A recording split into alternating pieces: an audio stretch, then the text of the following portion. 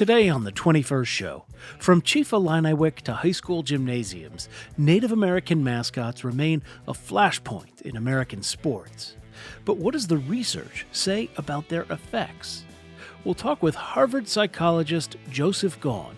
He's a University of Illinois alum and a member of a Montana tribal nation. I'm Brian Mackey. The science and stakes of Native American mascots coming up today on the 21st show, which is a production of Illinois Public Media, airing on WILL in Urbana, WUIS in Springfield, WNIJ in Rockford, DeKalb, WVIK in the Quad Cities, and WSIU in Carbondale. But first, news.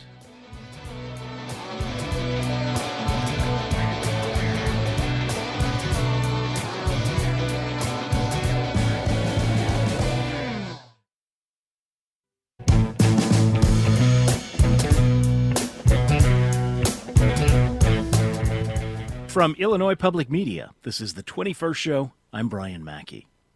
President Trump has threatened to block a new football stadium for the Washington Commanders unless the team changes its name back to what it used to be.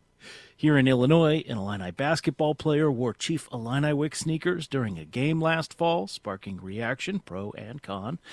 And a group called the Native American Guardians Association claims that 90% of Native Americans actually support Indian mascots. Our guest today has spent decades studying these questions as a psychologist, as a member of the Aaniih-Gros Ventre Tribal Nation, and as a University of Illinois graduate student who campaigned against Chief Illiniwek in the 1990s. Joseph Gone is a PhD psychologist. He's also a professor of anthropology and of global health and social medicine at Harvard University. He's the faculty director there as well of the Harvard University Native American program. And finally, he's giving a talk later this month at the University of Illinois. We'll have more information on that later in the program and on our website, 21stshow.org. For now, Joe Gone, welcome to the 21st Show. Thanks for being with us today.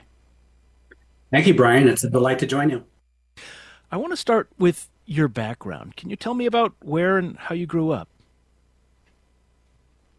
Sure. I was born in Helena, Montana, and I've been reared in lots of different cities in Montana, 5 or 6 of them throughout my developmental years.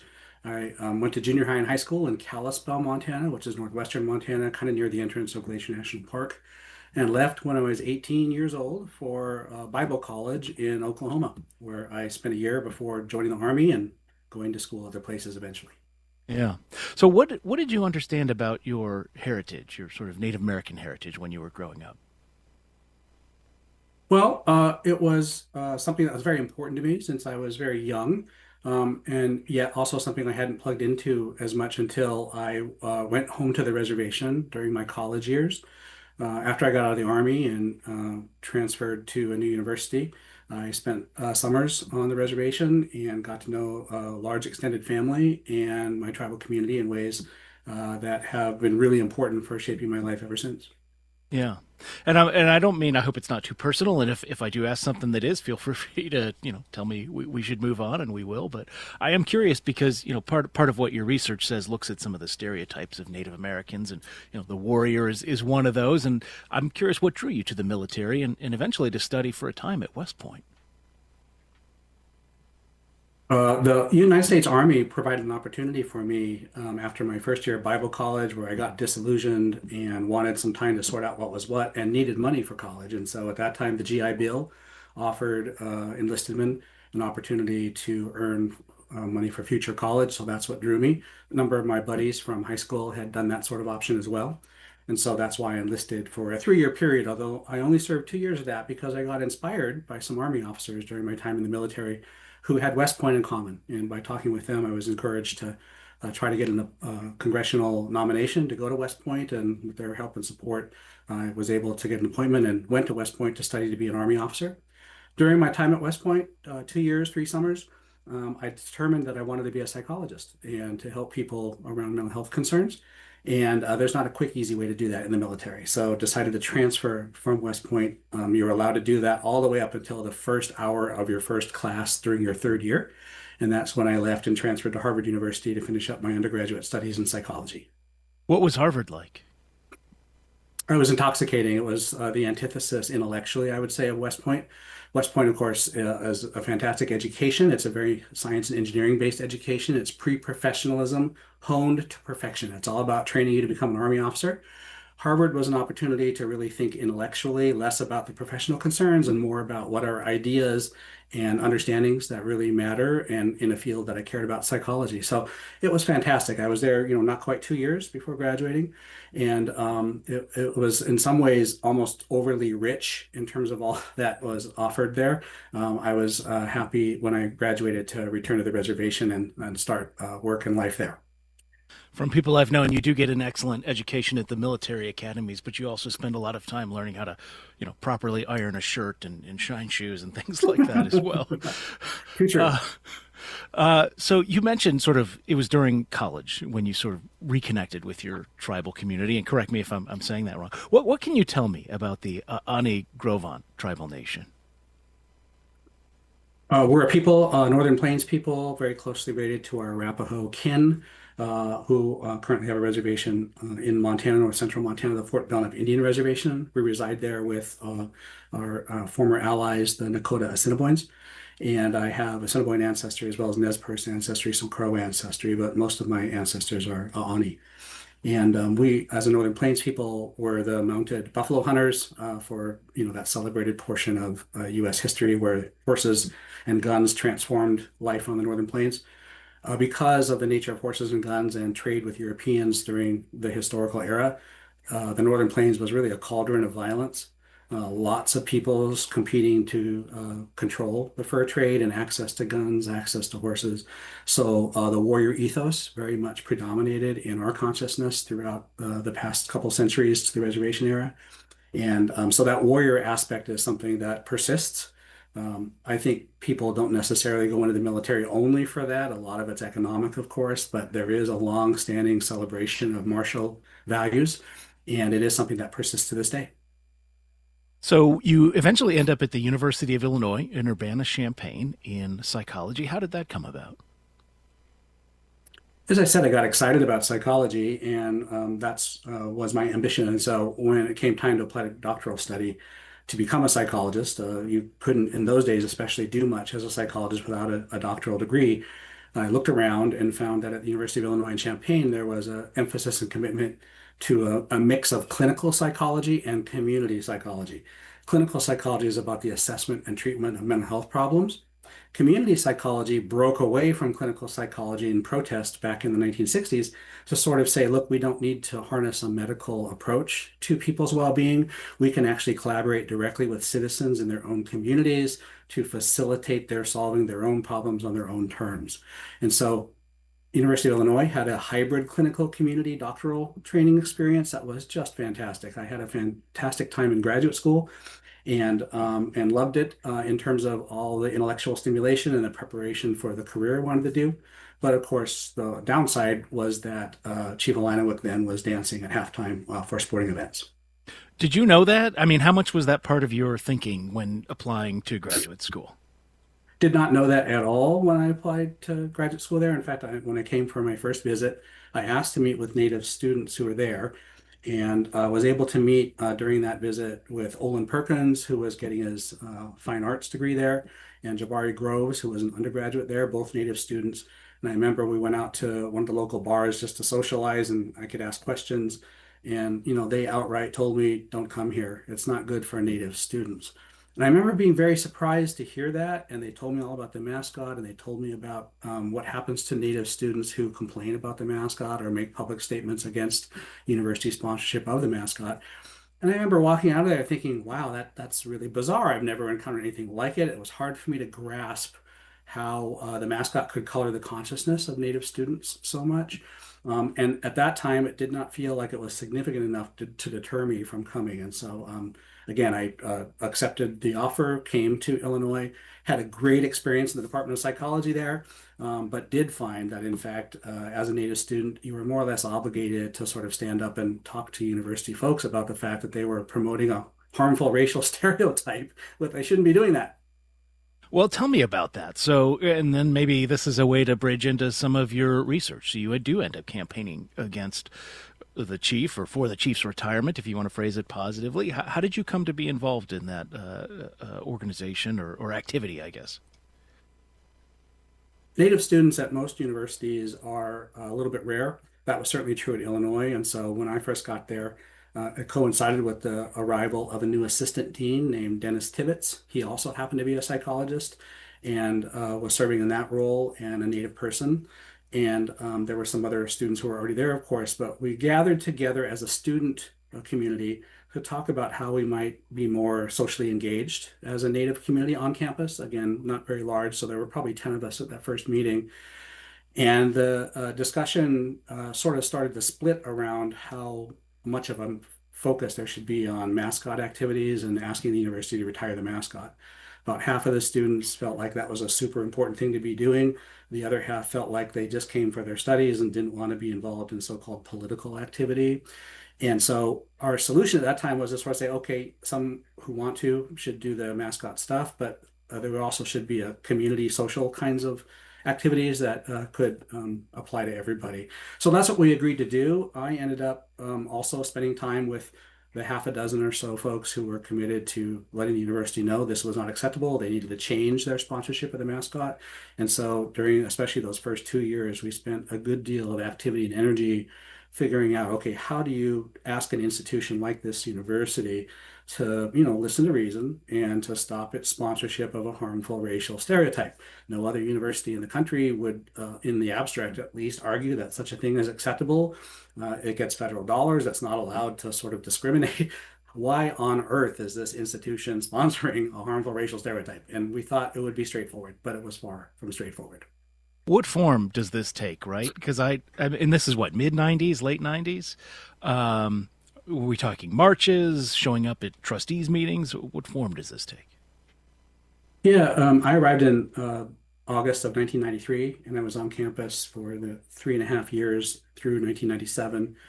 And during those first years in particular, the group of Native students who were interested, along with Dennis Tibbetts, the assistant dean psychologist, met and strategized. And there were a lot of marches, there were protests by non-Native people on campus who recognized that the chief was a harmful stereotype and also wanted to see the university retire it. The Board of Trustees had in 1990 officially determined that the symbol would stay the mascot. And so when I arrived in 93, it was some years past official endorsement. And a big part of our strategy efforts were around what I called connecting the dots. Like, what is it that you can imagine happening if you take this particular action that could lead to the retirement of Chief Illiniwek as the official university mascot? And we tested each other and prodded each other to say, look, if you're suggesting X, you've got to be able to tell me as you connect the dots how that results in retirement of the mascot. And marching on the streets or, various kinds of antics for us didn't seem like it was going to necessarily accomplish that. We talked, over several meetings, but we really arrived on two different strategies that we thought might connect those dots and might result in retirement of the mascot during those years in the mid 90s. The two strategies were first to go to the NCAA and to let them know that this was a harmful stereotype and that they shouldn't allow teams and universities to compete who were sponsoring it. The second strategy we hit on was to go ahead and file complaints with the Office for Civil Rights in the U.S. Department of Education, alleging that the mascot created a standard different treatment of Native students on campus in a hostile environment. And of those two strategies, we tried to decide which to undertake in whatever sequence. And we did a gesture to both of them, but we ended up focusing on the OCR complaints as a way to move forward. We filed those complaints in March and April of 1994. So I want to drill deep, and let me remind listeners this is the 21st show. We're speaking with Joseph Gaughan. He is a professor at Harvard University, where he directs the Harvard University Native American program. He's going to be giving a talk in Urbana, Champaign-Urbana, later this month. We'll have more information on that on our website, 21stshow.org. But he has done a lot of research into Native American stereotypes and athletic mascots and how those things relate. I want to drill down on what you said about harmful Native American stereotypes, and I should say, as a preliminary matter, I'm sure you've been having these conversations for decades.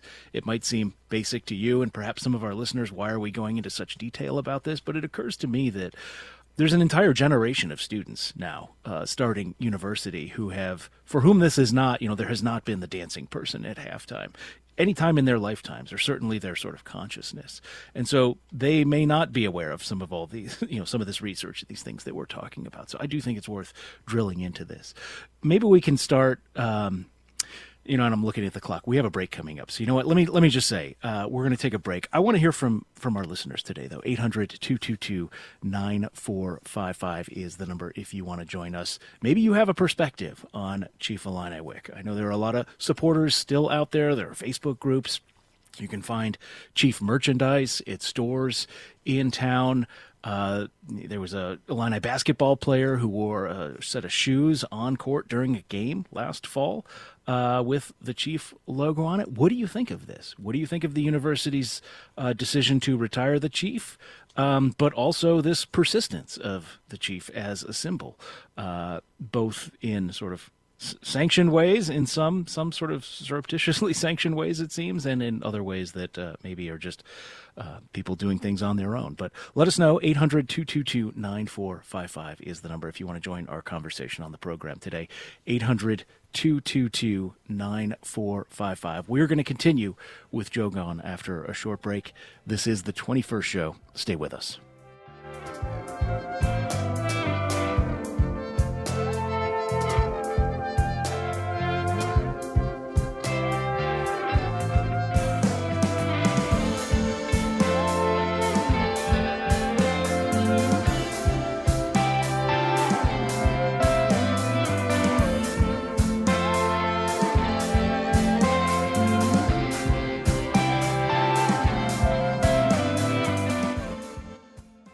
Support for the 21st show comes from the Des Moines Art Center, located in Iowa's capital city, featuring works by regional, national, and international artists of the 20th and 21st centuries.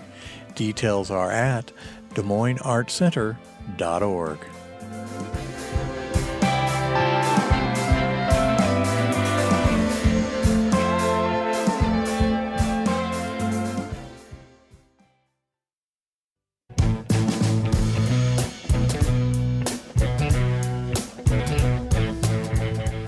It's the 21st show. I'm Brian Mackey, and we are talking for the hour today with Joseph Gone, a PhD psychologist, professor of anthropology and global health and social medicine at Harvard, faculty director of the Harvard University Native American program. His work, he's published dozens of papers on mental health and Native Americans. A subset of that work has involved sports, mascots, and symbols. And a couple of the titles of his papers include the psychosocial effects of Native American mascots, Native appropriation in sports, white American historical memory and support for Native appropriation, and so on. And we are talking about some of the contemporary issues that still persist with potentially thousands of American schools, mostly schools, having Native American symbols or mascots for their sports teams. He's going to be giving a talk January 22nd at the University of Illinois. We'll have more information on that on our website, 21stshow.org. All right. Thank you for your patience with our show clock there. So I want to come back to sort of this idea you mentioned about harmful stereotypes. You co-authored a comprehensive review of, much of the published research on Native American mascots. What does that body of evidence show? Yes, the review we published is in the journal Race, Ethnicity, and Education, and I collaborated with my colleagues Laurel Davis Delano and Stephanie Freiberg to publish this review of 19 studies that have explored the psychological effects of Native mascots and representations. And the literature that we reviewed includes lots of different methods and approaches, lots of different samples and different effects, like the effects directly on Native students or the effects on non-Native people who are exposed to these mascots. And I think the consistent set of findings is that exposure to Native mascots is not good for Native people and for other people's perceptions of Native people. Let me just give you an example of what this research can look like. The best experimental research has been done by the social psychologist Stephanie Freiberg, who teaches at Northwestern University. And Stephanie did research early on in her dissertation work, which really takes Native high school students and systematically exposes them to Native mascot and other stereotypical representations. In one of her studies, she actually used Chief Illiniwek as the representation, and then asked Native students to, write about their future plans, what they expected for themselves down the road in life. And what was interesting is that exposure to the mascot versus a condition which did not expose them to that mascot led them to have shortened ideas, less ambitious ideas about what they might do in the future. So that's the kind of example of an experimental study. So the only difference between the outcomes was whether they were exposed to the mascot or not.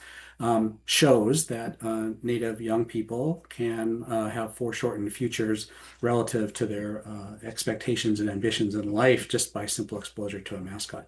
Like I said, there are 19 studies. Most of them are not about Native students and those direct effects. A lot of them are about what happens to non-Native people who are exposed to these mascot representations. And those also show that people end up, surprise, surprise, endorsing stereotypical portrayals, not being as supportive of Native rights and modern Native people in all kinds of ways. So it's an important review, and I refer people to it because it does provide the set of evidence that helps to help lead us to understand that Native mascots are not good for Native people or our society if we care about inclusivity and appropriate respect and regard for all peoples. The only thing to underscore it that I'll add is, not one study found positive effects of these mascots and their representational power over people. There's not one good thing that comes of it. So, of course, the studies were designed to explore certain psychological impacts. Obviously, they're popular because they do serve a psychological function for lots of non-Native people, like former Illinois students and the community, as well as the large group of alums today, who probably, many of whom would love to see the chief come back. Well, maybe this is a good time to go to the phones at 800-222-9455, because on that idea of, is there something positive to come out of these symbols, we have Eric calling from Princeton, Illinois. Eric, thank you for calling in. Thanks for answering. I appreciate that. And I preface my everything with, first of all, I'm educated. I can't empathize with you because I'm not American Indian, and I can't sympathize for you because that sounds too wimpy, but I have spent a lot of time trying to understand and study and not just see the symbols in a Indian coloring book that represents the Indian. So I have two questions for you. One, why instead of and I'm not disagreeing with you. I just want to continue to learn. Instead of trying to ban the mascot, why didn't you embrace it and say, this is an American Indian, this is a brave, this is a chief, this is where we came from, this is what we were, sort of like the Negroes are doing now, saying, hey, woe was us with the slavery. Instead, they're saying we survived slavery and we're a strong people. Why didn't the American Indian take that aspect, or the mascot? And the second question is, the moderator stated that there's a whole couple generations of people coming in and understanding that. And I lived in Naperville when they changed Redskins, and I remember all that. It was a big issue, and it still is, and it still should be. But my second question is, since there is not more mascots, but the one, Chief Illiniwek, was out there and drew attention to the American Indian by the thousands, if not hundreds of thousands. Now that he's taken away, do you not regret, but can you see that not everybody now knows about the plight or understanding about it, when if you still had that mascot, you could direct that attention towards more education? Do you not regret that, but should that have happened? All right, Eric, thank you. Thank you so much for calling in, Eric. I appreciate it. Joe Gaughan, I'll let you take that. What was really clear from our efforts at the University of Illinois during the mid-90s is that everyone we talked to about the harmful effects of the mascot, some of whom were sympathetic, basically were not interested in doing what we asked.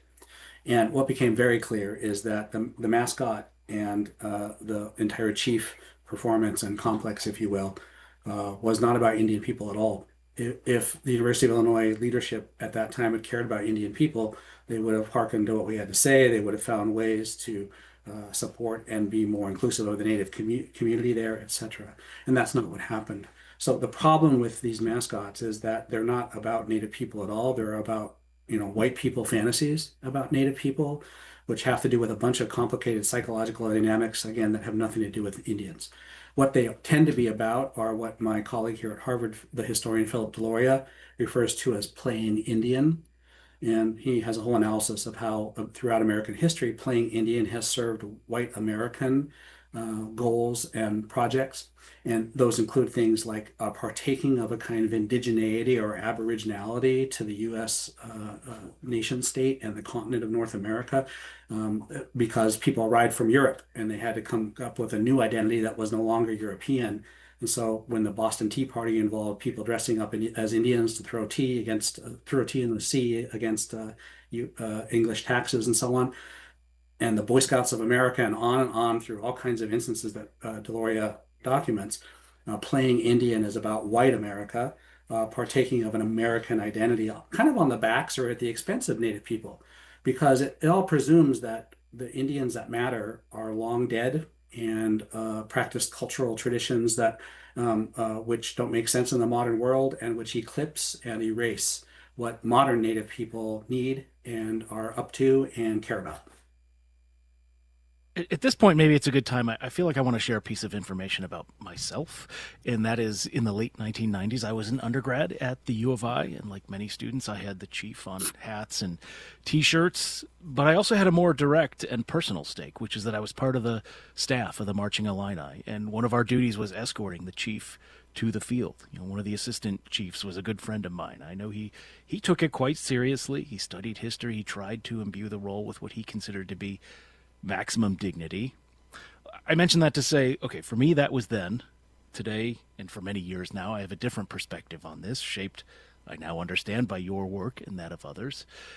And I mention all that, not only for disclosure purposes, but to set up your writing about the chief. Because at least in the past, a couple decades ago, you published a piece that acknowledged the symbol means different things to different people. I think we heard some of that with the caller there. How do you think about that divide today? I think that divide persists in lots of ways. In university campuses, there has been a move to retire some of these symbols and mascots, but American Indian representations are plentiful at especially the high school level. I mean, there's thousands and thousands and thousands of schools in the United States that continue to support Native mascots. And so it's an ongoing issue. And of course, a mascot is important to fans or for school and institutional identity in all kinds of ways. And my experience during the mid-90s at Illinois was that many people celebrated the mascot with good intent and for good feelings and for connection to the university, etc. And my question to them in response to that recognition was, well, how come we can't pick a mascot where all of us can feel that connection and this ability to celebrate this great institution? How come it has to be on the backs of a harmful racial stereotype against a certain group of people, including some of us who study at the University of Illinois? And so I recognize that there were sometimes noble intent, but that we have to separate out the difference between intent and effect. Intent and effect.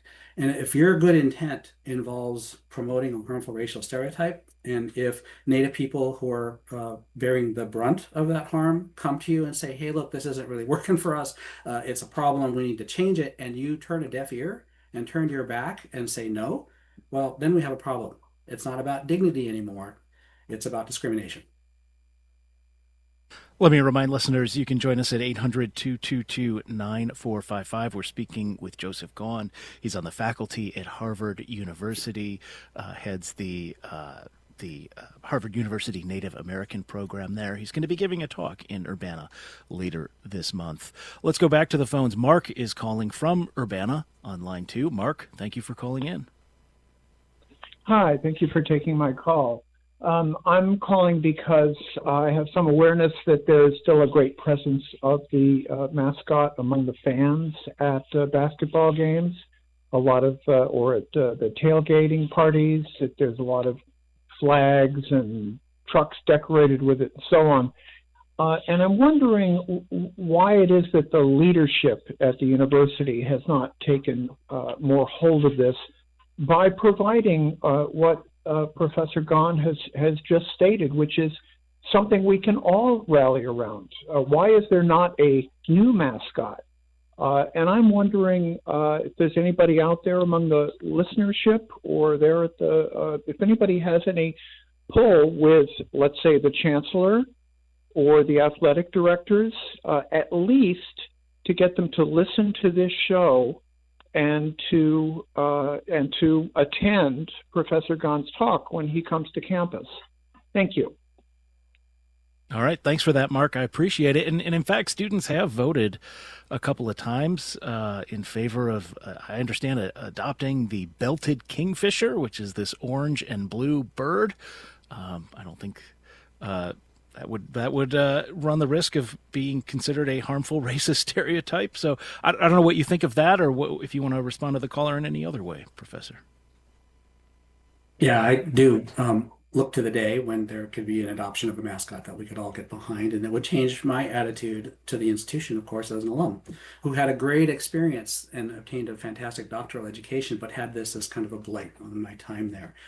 I do think it's important to recognize, as we did back in the 1990s, that we started with a lot of internal strategy around assuming that reasonable people will hear reasonable arguments in an academic setting and recognize that university sponsorship of a harmful racial stereotype is completely inappropriate and unacceptable.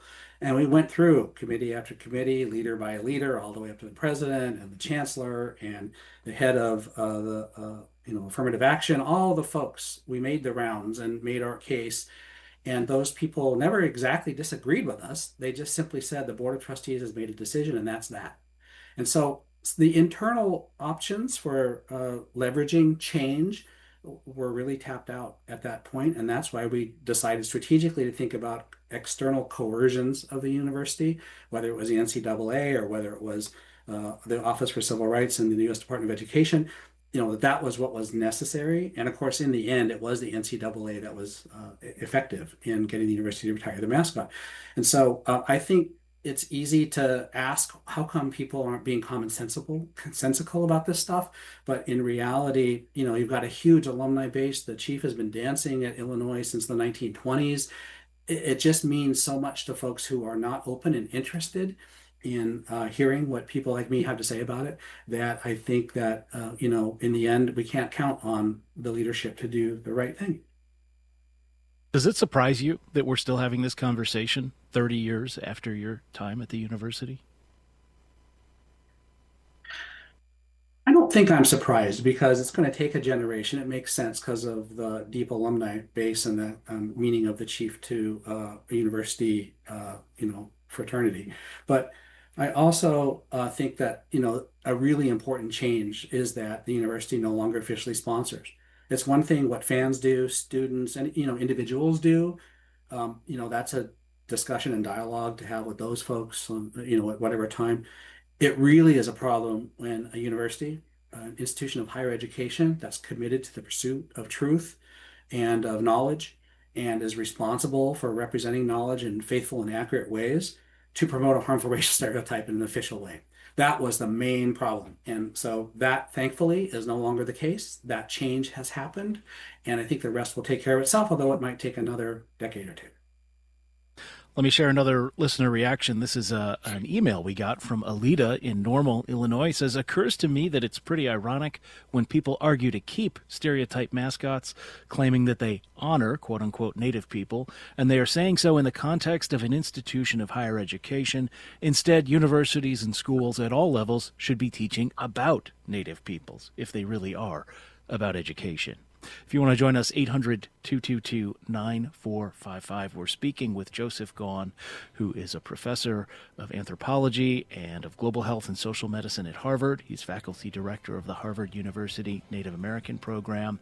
He is also a member of the Aaniiih-Gros Ventre Tribal Nation and is an alum of the University of Illinois. Earned his graduate degrees here in the 1990s. Again, 800-222-9455. We're going to continue this conversation after a short break. This is the 21st show. Stay with us.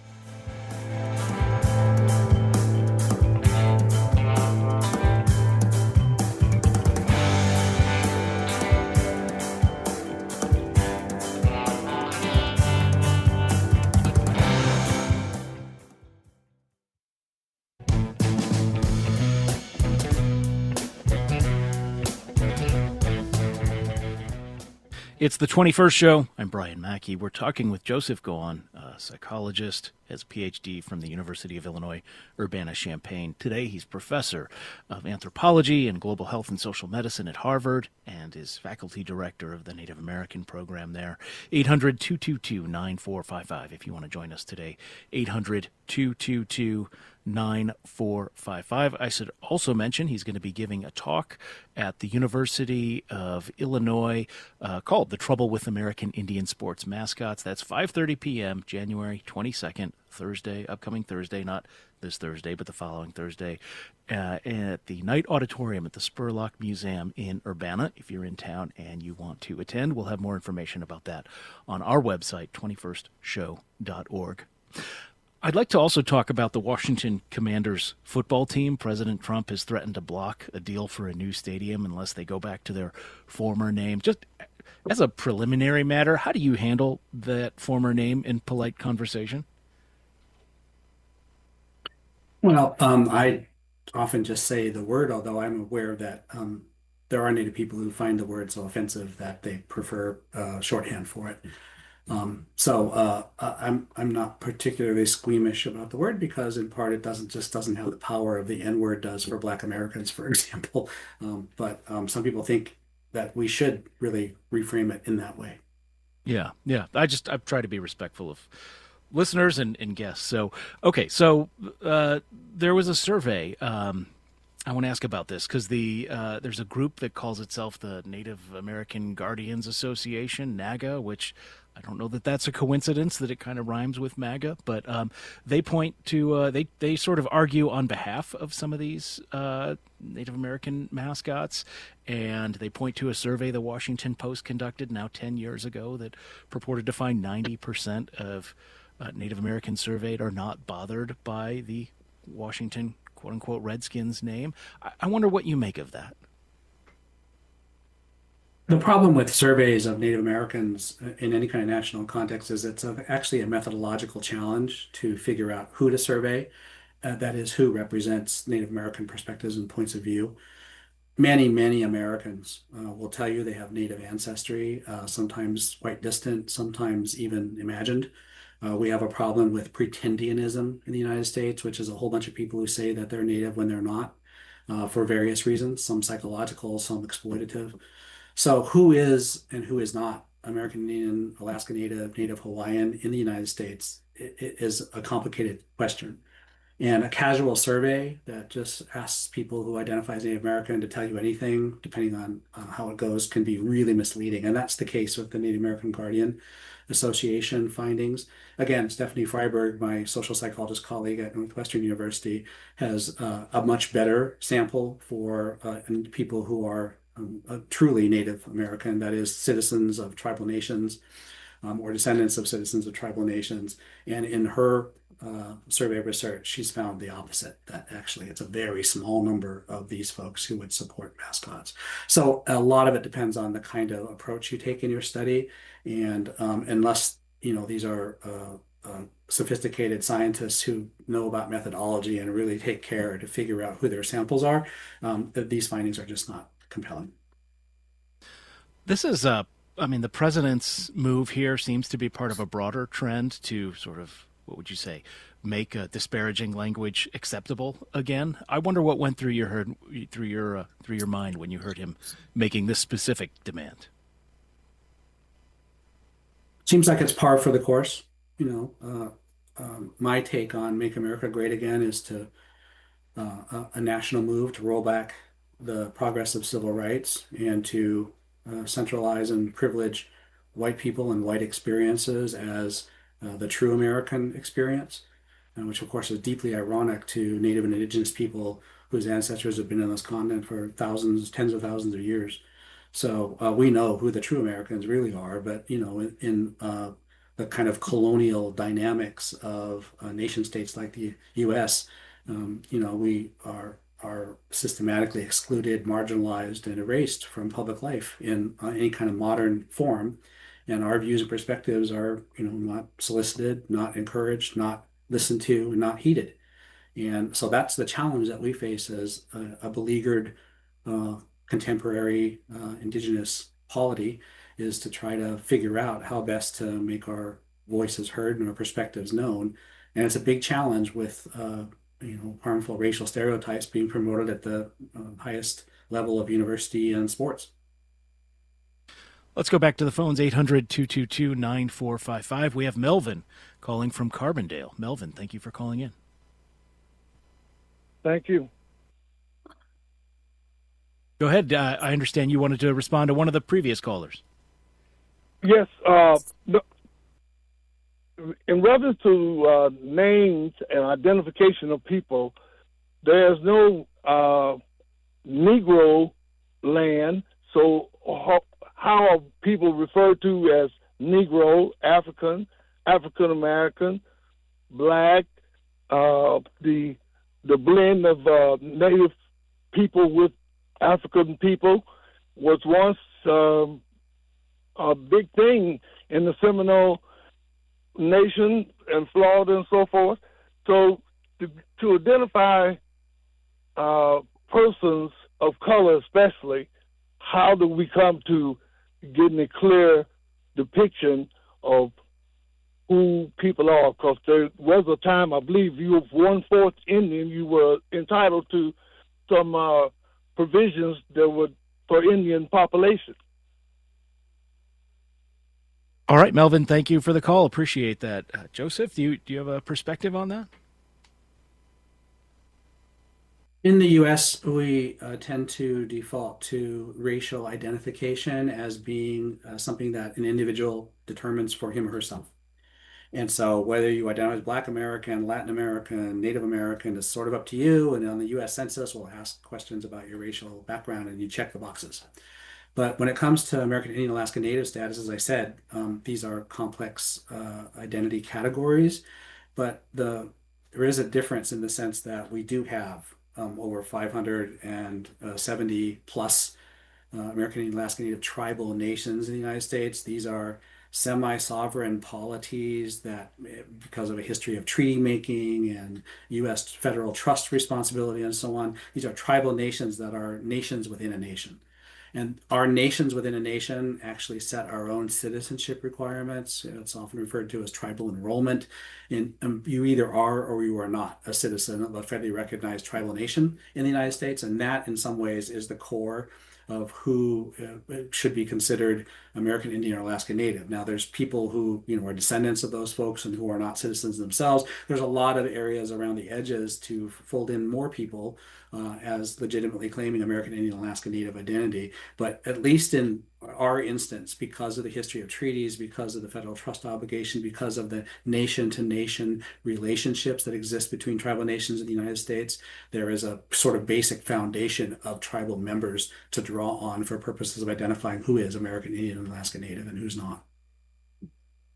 We had another person who wrote in asking about place names and if that is, how that relates to what we've been talking about today, right? So many states and cities and rivers and land features and other things have Native American stories behind their names. Is that a different story in your view? It is different because place names themselves are not necessarily stereotypical in the way that mascots usually are. But it does index a particular phenomena in the modern US, which is important to call out because mascots are a part of it, which is that American Indian, Alaska Native, Indigenous people in the United States are both simultaneously everywhere and nowhere.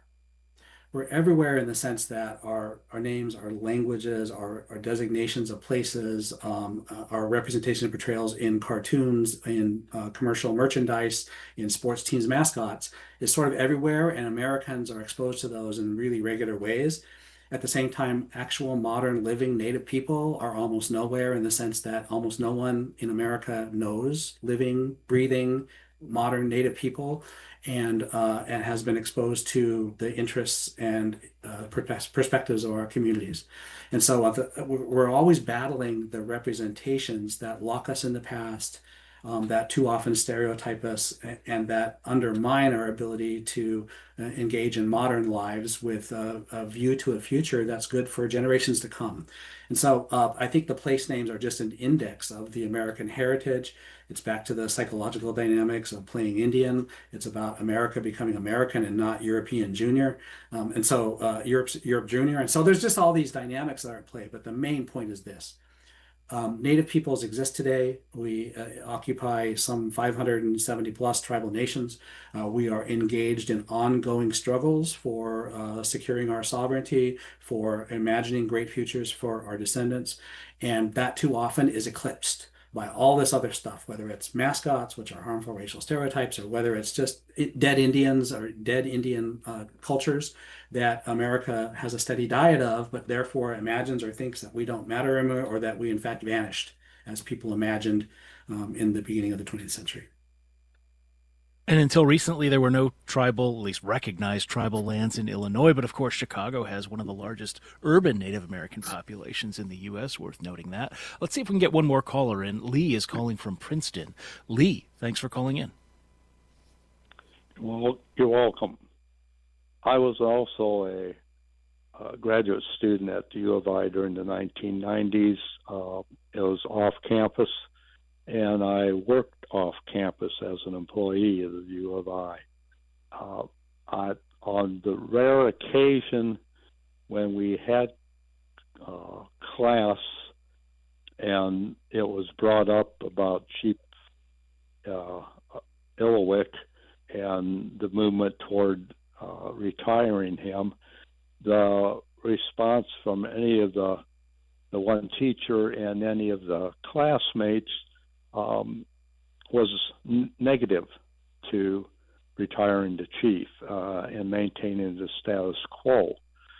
I found that a little bit offensive, but not I understood it. When I was younger, I also took my turn playing Indian.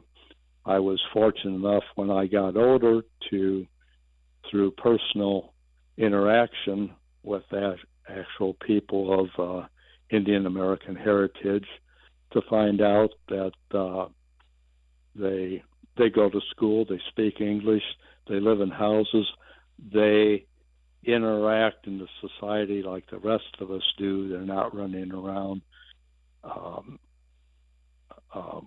with Sure. war bonnets on and that, except when they are performing. Yeah. Or like a Lee, I'm sorry to cut you off. We're so short on time. I appreciate you calling in and sharing that. And maybe we can wrap this into a final question, Joe, with our time running out. I mean, Lee evolved. I talked about my own journey on this topic. What gives you sort of hope or is it dispiritment at the fact that you're still having this debate 30 years after you began? It's not so surprising that the debate goes on because there are so few Native people. As I said, maybe no one knows for sure, but about 5 million tribal members, tribal citizens in the country probably. And that means that we're just such a small group that it's hard to have the personal relationships with non-Native folks that really make the difference in these matters. But what Lee just talked about is the importance of a personal interaction and a personal relationship that mattered. And so to me, that's what's really important. You can't say you honor Indian people through promotion of a mascot. Honoring Indian people would mean seeking out and honoring personal relationships with living, breathing, modern Native peoples. And so until you do that, I think that your rhetoric about honoring us just isn't compelling or persuasive. And we need more personal interactions, personal relationships. That's the solution to racial difference and racial animosity in our country more generally. Joseph Gaughan is an alum of the University of Illinois Urbana-Champaign. He is also a professor at Harvard University. He's going to be on campus in Urbana at the Spurlock Museum giving a talk late afternoon, January 22nd. We'll have a link with more information about that on our website, 21stshow.org. Joe Gaughan, thanks for taking the time to speak with us today here on the 21st Show. Safe travels to Illinois. Thanks so much. Look forward to coming. And that is all the time we have for our program today. Coming up tomorrow, we are going to continue our series of conversations with candidates for the United States Senate. We'll be talking with Democrat Kevin Ryan. He's a teacher and Marine Corps veteran. We want to know what questions you have for him and other candidates. You can do that by leaving a voicemail at 217-300-2121. Once again, our voicemail number, 217-300-2121. Any questions for Mr. Ryan or anyone else running for Senate? We're going to be interviewing many more candidates in the weeks ahead. That is it for us today. The 21st Show is a production of Illinois Public Media. I'm Brian Mackey. Thanks for listening. We'll talk with you again tomorrow.